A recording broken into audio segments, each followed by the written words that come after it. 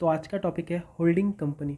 Hi hello बाद में करेंगे, पहले देखते हैं होल्डिंग कंपनी होता क्या है। होल्डिंग कंपनी वो कंपनी होता है जो किसी दूसरे कंपनी का 50% या उससे ज़्यादा शेयर्स को होल्ड करती है। जैसे कि मेटा प्लेटफॉर्म्स INC, ओके, ये फेसबुक, इंस्टाग्राम एंड व्हाट्सएप और कई सारे कंपनीज होते हैं जिसके शेयर्स को होल्ड करती है 50% या उससे ज़्यादा। 50% नहीं, एग्जैक्टली 50.1% से भी होने से भी होल्ड करना होता है, ओके।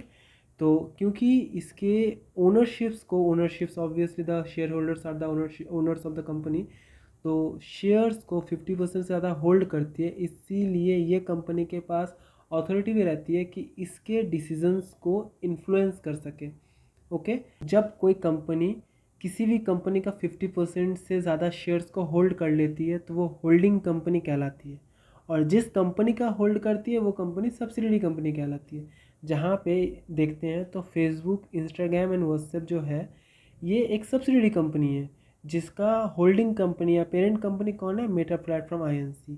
ये इन कंपनीज का शेयर्स 50% या उससे ज़्यादा होल्ड करती है, ओके। क्लियर है holding company and subsidiary company. तो हम लोग देखते हैं कि हम लोग के सिलेबस में क्या है, हम लोग को करना क्या है इसमें, इस चैप्टर में जो 15 मार्क्स का है। इसमें हमें कॉन्सोलिडेटेड फाइनेंशियल स्टेटमेंट बनाना है। कॉन्सोलिडेटेड फाइनेंशियल स्टेटमेंट क्या होता है? सिंपल समझो, हर कंपनी चाहे वो होल्डिंग हो या सब्सिडी कंपनी हो, वो अपना अपना फाइनेंशियल स्टेटमेंट बनाता है, ओके। पर जब कोई होल्डिंग कंपनी देखने जाती है तो उसके under Facebook, Instagram and WhatsApp है। तो एक होल्डिंग कंपनी अपना फाइनेंशियल स्टेटमेंट तो बनाती है, पर उसके अंदर जो सब्सिडियरी कंपनी होती है उनको साथ में लेके भी एक फाइनेंशियल स्टेटमेंट बनाना होता है, जिसे हम कंसोलिडेटेड फाइनेंशियल स्टेटमेंट कहते हैं। जिस कंसोलिडेटेड फाइनेंशियल स्टेटमेंट में होल्डिंग कंपनी के फाइनेंशियल स्टेटमेंट के साथ साथ उसके सब्सिडियरी कंपनी के डिटेल्स भी रहते हैं। ये किस लिए ज़रूरी होता है? जो इन्वेस्टर्स होते हैं, इवन जो स्टेक होल्डर्स रहते हैं, उनके ट्रांसपेरेंसी इवन उनके इन्फॉर्मेशन के लिए ये ज़रूरी होता है, ओके। तो यही हमें बनाना सीखना है। हम लोग को financial statement, balance sheet, PL ये सब बनाना आता है। हमें अब देखना है कंसोलिडेटेड फाइनेंशियल स्टेटमेंट होता क्या है, ओके। तो हमें इसमें करना क्या होगा, हम लोग को पहले आइडेंटिफाई करना होगा होल्डिंग कंपनी और सब्सिडियरी कंपनी का रिलेशन क्या है। होल्डिंग कंपनी सब्सिडियरी कंपनी के कितने परसेंट से होल्ड करती है, ओके।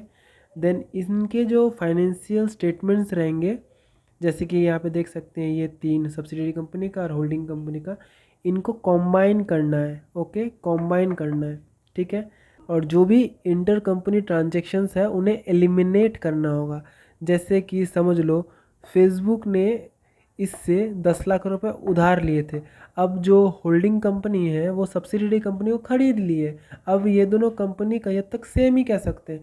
तो फेसबुक इसको अब पैसा लौटाने नहीं जाएगा। इसके एसेट साइड में 10 लाख शो हो रहा है, इसके लाइबिलिटी साइड में 10 लाख शो हो रहा है, ये दोनों जगह से एलिमिनेट हो जाएगा, ओके। तो ये भी करना होगा, जब सम्स करेंगे और अच्छे से समझ में आएगा। देन माइनॉरिटी इंटरेस्ट निकालना होगा। माइनॉरिटी इंटरेस्ट क्या होता है? सिंपल शब्दों में अगर मैं बताऊं तो जैसे होल्डिंग कंपनी 50% से ज़्यादा होल्ड कर लेती है सब्सिडियरी कंपनी का, तो जो रिमेनिंग बच जाता है उसे कहते हैं हम लोग माइनॉरिटी इंटरेस्ट, जिसमें Capitals, even reserve and surplus, ये सब का कैलकुलेशन रहता है, कितना रिमेनिंग बच जा रहा है वो निकालना होता है, ठीक है। देन लास्ट में आ जाता है हम लोग का कंसोलिडेटेड स्टेटमेंट्स प्रिपेयर करना, और इसमें ही हम लोग का 15 मार्क्स रहता है, ओके। तो आज के लिए इतना ही। नेक्स्ट वीडियो में देखते हैं प्रैक्टिकल क्वेश्चंस कैसे बनते हैं। Thank you.